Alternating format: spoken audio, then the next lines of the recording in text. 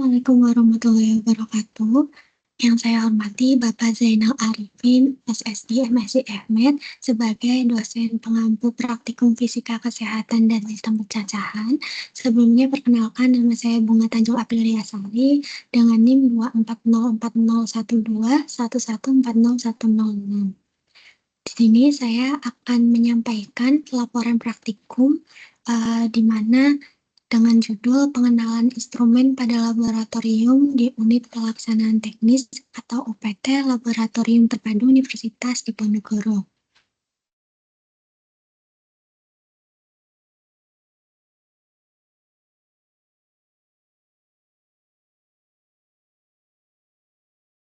Di mana tujuan dari praktikum ini yang pertama yaitu untuk dapat mengetahui peralatan yang ada di UPT Laboratorium Terpadu Universitas Diponegoro.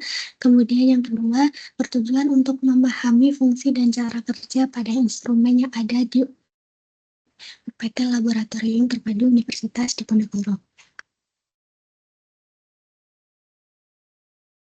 Pada UPT Laboratorium Terpadu Universitas Diponegoro, fasilitas laboratorium dibagi menjadi dua kategori utama, yaitu yang pertama terdapat laboratorium penelitian, di mana berfokus pada kegiatan sintesis dan juga riset, dan berbagai eksperimen pengembangan inovatif yang dilakukan untuk mendukung penelitian akademik maupun industri.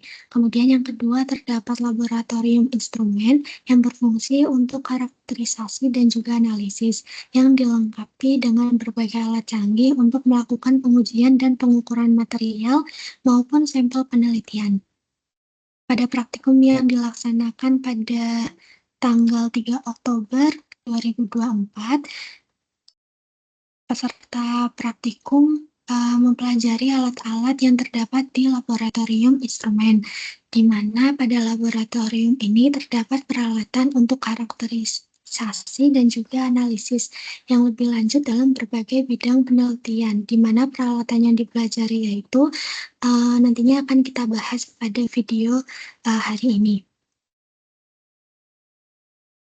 Peralatan yang pertama yaitu terdapat scanning electron microscope atau SEM, di mana fungsi SEM sendiri yaitu untuk menghasilkan citra dengan tingkat detail morfologi yang tinggi pada permukaan sampel.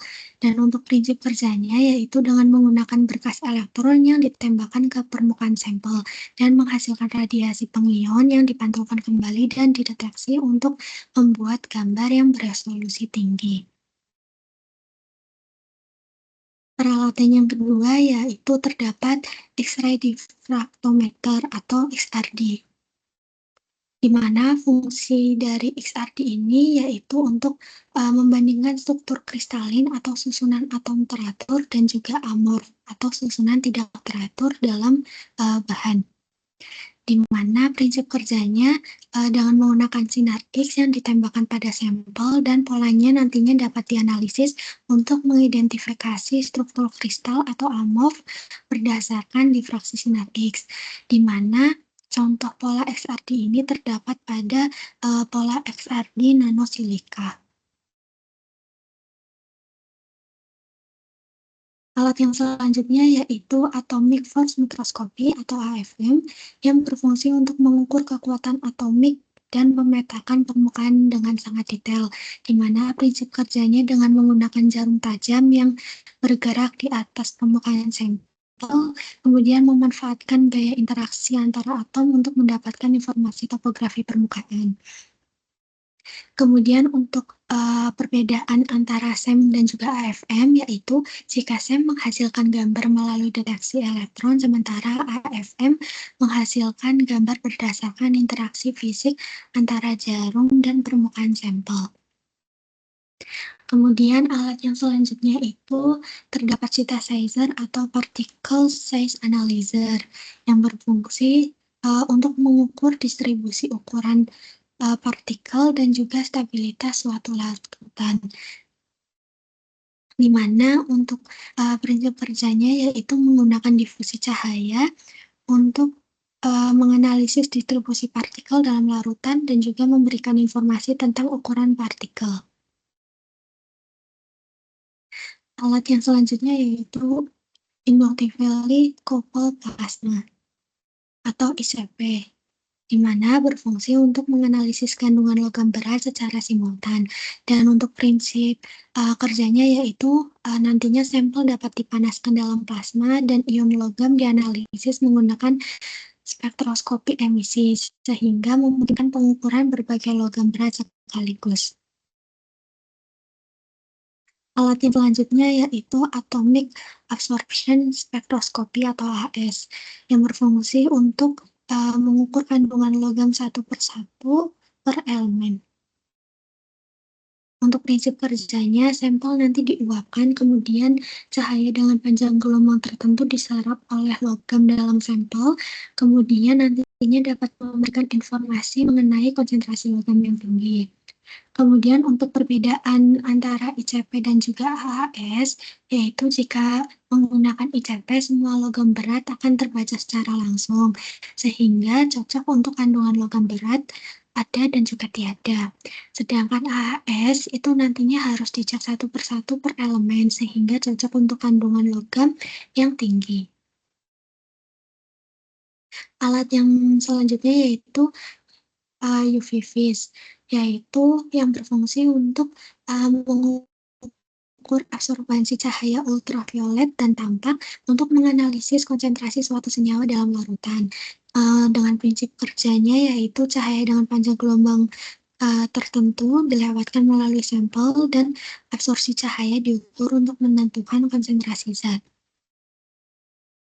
Alat yang selanjutnya yaitu terdapat total organic carbon atau TOC analyzer yang berfungsi untuk mengukur kandungan karbon organik total dalam sampel air atau padatan.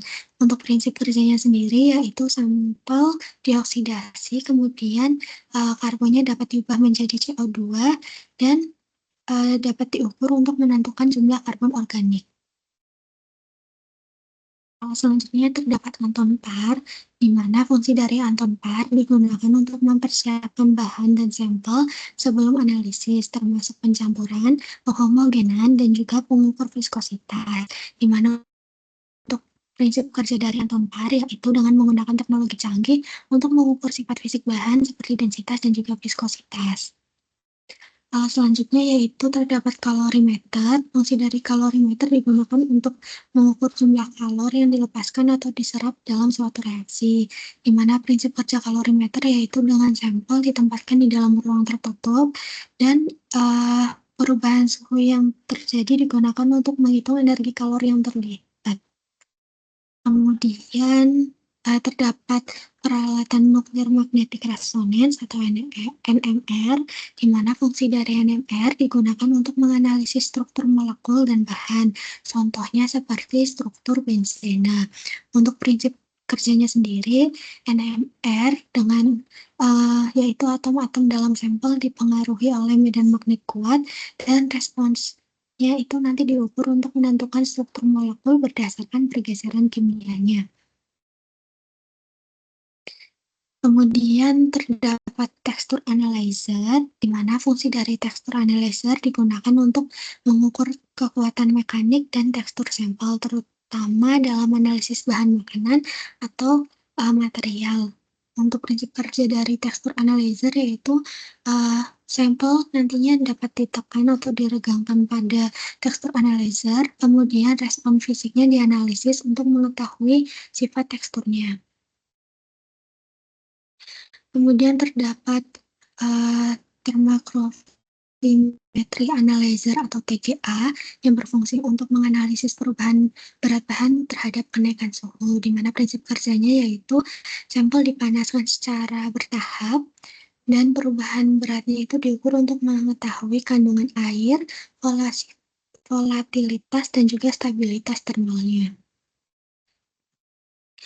Kemudian alat yang selanjutnya ini terdapat semi-sorption dan BET surface area, di mana untuk semi-sorption dan BET surface area merupakan dua metode dalam analisis permukaan material.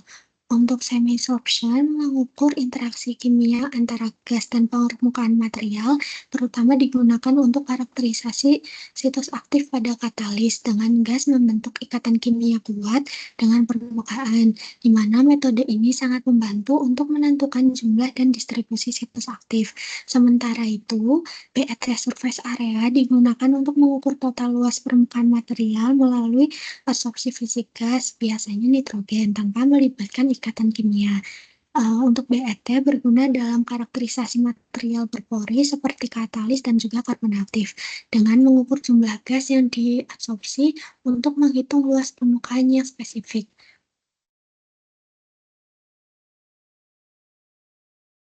Kemudian alat selanjutnya yaitu terdapat gas kromatografi mass spektrometri atau GCMS, di mana fungsi dari GCMS digunakan untuk memisahkan dan menganalisis senyawa berdasarkan titik didih dan juga massa molekul. Untuk cara kerjanya sendiri, GCMS yaitu sampel nantinya dapat diuapkan dan dipisahkan berdasarkan volatilitas menggunakan kromatografi gas, kemudian massa molekul dari masing-masing komponen dianalisis dengan spektrometer massa. Kemudian terdapat gas kromatografi atau GC, di mana fungsi GC digunakan untuk memisahkan senyawa dalam campuran berdasarkan sifat volatilitasnya.